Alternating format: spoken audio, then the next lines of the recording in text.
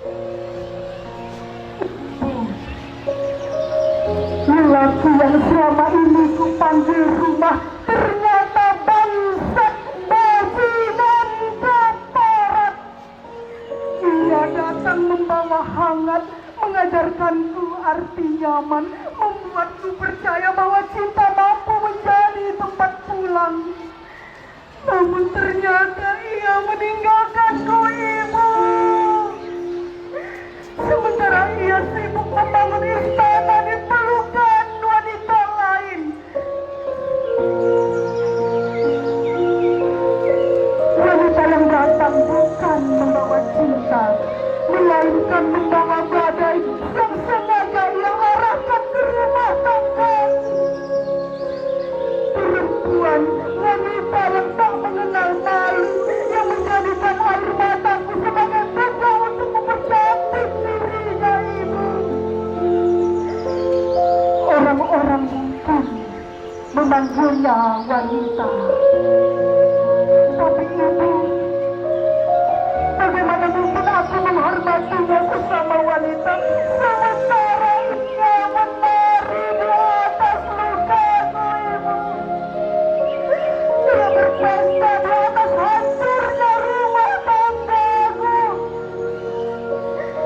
Ia merayakan kemenangan, sementara anakku perlahan kehilangan sosok seorang ayah yang seharusnya menjadi tempat berteduh. Apakah ia pernah berpikir, Ibu, bahwa ada mata kecil yang setiap malam menunggu ayahnya pulang, bahwa ada tangan mungil yang tak lagi tahu menggenggam siapa saat dunianya terasa menakutkan. Aku telah mencoba menjadi perempuan yang mengikhlaskan, namun malam ini lidahku tak lagi sanggup membungkusnya dengan luka dan kata-kata yang lembut, Ibu. Izinkan aku memanggilnya malam ini kau lonte. Ya, kau layak ku panggil lonte. Bukan karena tubuhmu, melainkan karena kau rela menjual harga dirimu, menukar kehormatanmu, menggadaikan nuranimu demi merebut kebahagiaan anakku. Kau berdandan dengan air mataku, kau bercermin pada pencihan hidupku, kau memakai senyum yang dijahit dari tangis anakku. Dan setiap tawamu adalah gema dari jerit yang kusembunyikan di balik doa-doaku. Ibu, aku kalah, Ibu. Bukan karena aku tak mampu mencintai, karena kau tak pernah mengajarkanku bagaimana caranya berperang dengan wanita yang tak punya hati nurani. Perang harus dimenangkan dengan suara yang paling keras. Ada kemenangan yang lahir dari diam yang bermartabat. Biarlah mereka menjadi badai yang sibuk merobohkan apapun yang dilewatinya. Tetapi jadilah pohon yang akarnya menembus bumi, tetap berdiri meski rantingnya berkali-kali dipatahkan angin. Tuhan tidak pernah memintamu membalas setiap lemparan batu. Bukan karena mereka layak dihormati, bukan karena mereka tidak bersalah, melainkan karena engkau terlalu berharga untuk berubah menjadi bayangan dari orang-orang yang telah melukai hidupmu. Biarkan mereka membawa dosanya sendiri. Karena pada akhirnya bukan siapa yang paling keras membalas yang akan menang oleh kehidupan, melainkan siapa yang menjaga cahaya jiwanya meski berkali-kali dipaksa hidup di tengah gelapnya manusia. Tapi Ibu, mengapa selalu aku yang dipilih takdir menjadi halaman terakhir dari kisah yang tak pernah selesai? Belum sempat luka aku mengering. Ibu,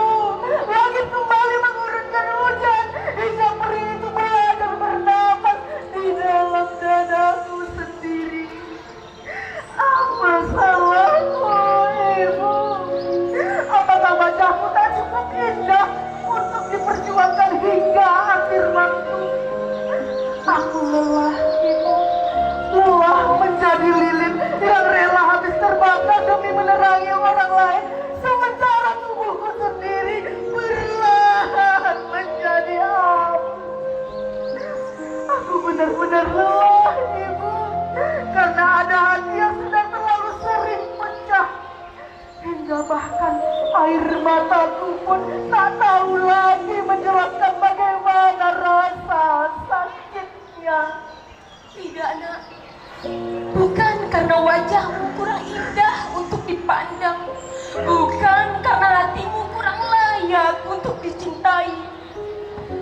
Percayalah, mutiara tak kehilangan nilainya hanya karena jatuh ke tangan yang menganggapnya sekedar batu biasa.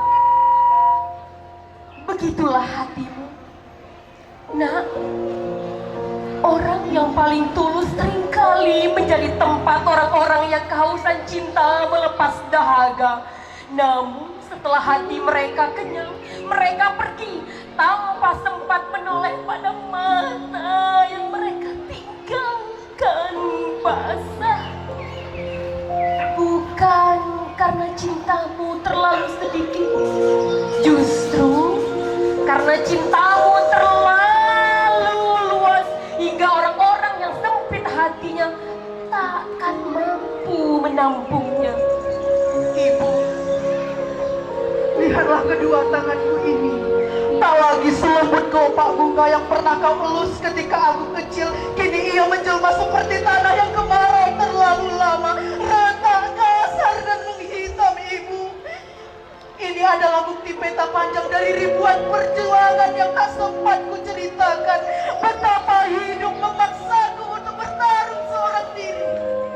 Pagi, siang, malam aku bekerja bukan karena aku haus harta, tetapi karena ada sepasang mata kecil yang seluruh menggantungkan masa depannya di pundakku. Ibu, aku memikul hidup bukan di atas bahu, tetapi di atas hati yang setiap hari ku paksa tetap berdetak meski berkali-kali aku ingin menyerah.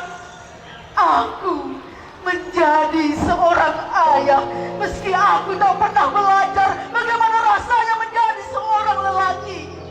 Aku menjadi ibu yang tiap malam harus diam-diam menghapus air mataku agar anakku tahu bahwa aku baik-baik saja. Aku menjadi dinding bukan karena aku sekuat batu, tapi karena aku tak ingin sedikit pun setetes ujian kehidupan jatuh ke kepala anakku. Biarlah semua badai menghantamku, asal anakku tetap mengenal hangatnya matahari. Anakku, tahukah kamu siapa perempuan paling perkasa yang pernah ibu kenal di sepanjang perjalanan hidup ini? Kau adalah perempuan yang mengubah lapar menjadi doa agar piring anakmu tak pernah kehilangan nasi. Kau mengubah haus menjadi kesabaran agar bibir kecilnya tetap tersenyum menyambut hari. Kau rela menjahit robekan di sepatumu sendiri asal langkah anakmu tetap menuju masa depan. Dunia mungkin hanya melihatmu sebagai seorang ibu kalah. Kau adalah sebatang pohon yang meski berkali-kali diterjang angin, dipukul hujan dan disambar petir. Dan suatu hari nanti, anakmu akan berteduh di bawah rindangnya perjuanganmu, lalu berkata, ibuku adalah perempuan paling kuat yang pernah Tuhan ciptakan untuk menjagaku. Ibu, lihatlah wanita di sana yang menggandeng tangan suaminya. Kadang aku iri, ibu. Aku iri melihat perempuan-perempuan yang berjalan perlahan menggandeng tangan suaminya. Saat mereka lelah ada bahu untuk bersandar. Saat mereka menangis ada rumah untuk pulang. Sedangkan aku menggandeng tangan kecil anakku dengan jemari yang mulai kehilangan rasa. Aku tertawa agar anakku percaya bahwa ibunya baik-baik saja. Setiap malam aku menangis dalam diam, bukan karena aku takut hidup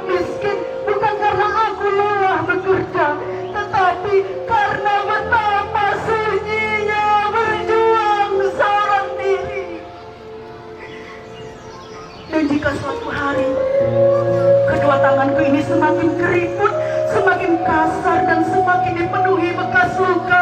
Semoga anakku kelak memandangnya bukan sebagai tangan yang tua, melainkan sebagai dua sayap yang habis bulunya karena terlalu lama menjadi satu-satunya langit yang bernama gila. Aku bukan batu yang tak bisa retak, aku bukan laut yang tak pernah surut, aku bukan gunung yang tak bisa runtuh. Aku hanya wanita biasa, ibu, yang terlalu lama dipaksa untuk kuat hingga lupa bagaimana caranya bersandar. Nah, kau bukan kehilangan separuh jiwamu. Kau hanya sedang melepaskan ranting yang rapuh agar pohon hidupmu tak ikut tumbang saat angin datang mengamuk. Air matamu hari ini bukan tanda kekalahan. Maka bersabarlah nak, sebab yang sedang pergi hanyalah daun-daun kering yang memang harus gugur. Sedangkan yang sedang Tuhan siapkan adalah musim di mana pohon hidupmu akan berbuah, berbunga, dan tak lagi takut kehilangan siapapun. Kemarilah anakku, simpan seluruh badaimu di pangkuan ibu. Menangislah, biarkan matamu menumpahkan seluruh hujan yang selama ini kau kurung di balik senyuman. Hari ini kau boleh runtuh, kau boleh retak, namun dengarkan ibu sayang.